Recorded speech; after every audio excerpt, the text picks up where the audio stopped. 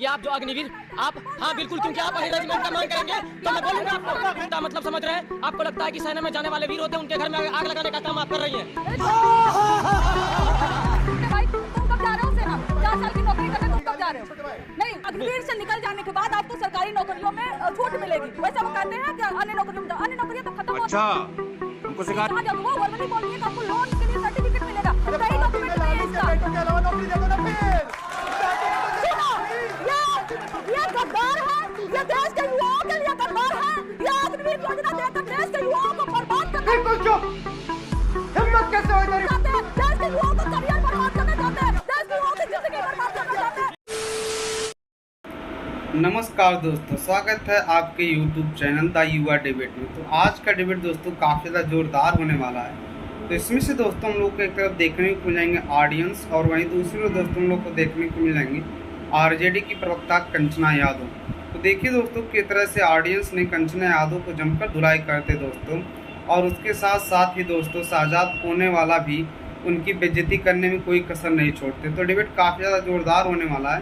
तो इस डिबेट में आप अंत तक जरूर बने रहिएगा, और अगर गाइस ये डिबेट आपको पसंद आए तो प्लीज़ गाइस वीडियो को लाइक शेयर और हमारे चैनल को सब्सक्राइब करना ना भूलें। तो चलिए देखते हैं। चलो भाई देखो अब मैं क्या करता हूँ। तालियों के साथ आपका अभिनंदन है। मैं यादव जी से पूछना चाहता हूं आपसे कि आप जो अग्निवीर आप हाँ बिल्कुल, क्योंकि आप अही रेजिमेंट का मांग करेंगे तो मैं बोलूंगा आपको। मैडम ऑडियंस से क्यों लड़ रहे हैं?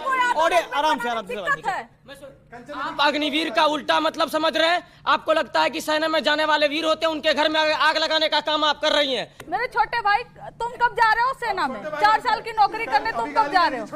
नहीं, अग्निवीर से निकल जाने के बाद आपको सरकारी नौकरियों में छूट मिलेगी। वैसे वो कहते हैं कि अन्य नौकरियों में जाओ, अन्य नौकरियां तो खत्म हो रही है, कहाँ जाओगे? वो वर्बली बोल दिए कि आपको लोन के लिए सर्टिफिकेट मिलेगा। अरे पार्टी में लालू के बेटों के अलावा नौकरी दे दो ना फिर।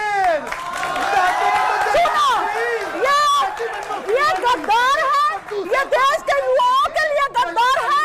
ये अग्निवीर योजना देकर देश के युवाओं को बर्बाद करना चाहते हैं, देश के युवाओं का करियर बर्बाद करना चाहते हैं, देश के युवाओं की जिंदगी बर्बाद करना चाहते हैं। आप अपनी जगह पे जाइए।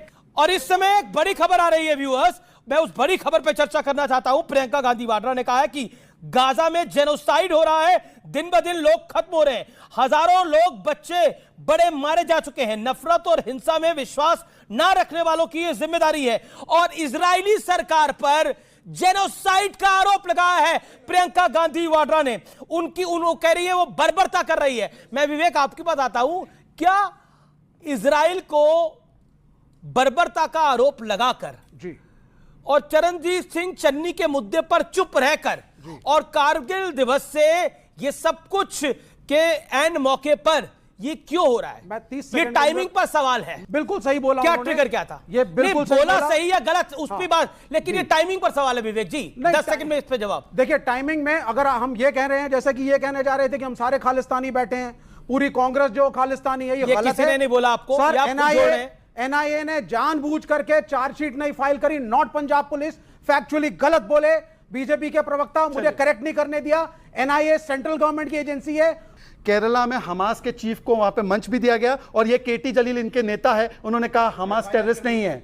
ये देख लीजिए, कोई भी बच्चा आकर पढ़ लीजिए। बेटी आ जाओ, बच्चे आ जाओ, एक बार पढ़ लो, चेक कर लो। मैं सही बोल रहा हूँ? आप सही बोल रहे हैं। केटी जलील इनके मंत्री ने बोला हमास नहीं है, टेररिस्ट ऑर्गेनाइजेशन। पढ़ लीजिए, पढ़ लीजिए, एक बार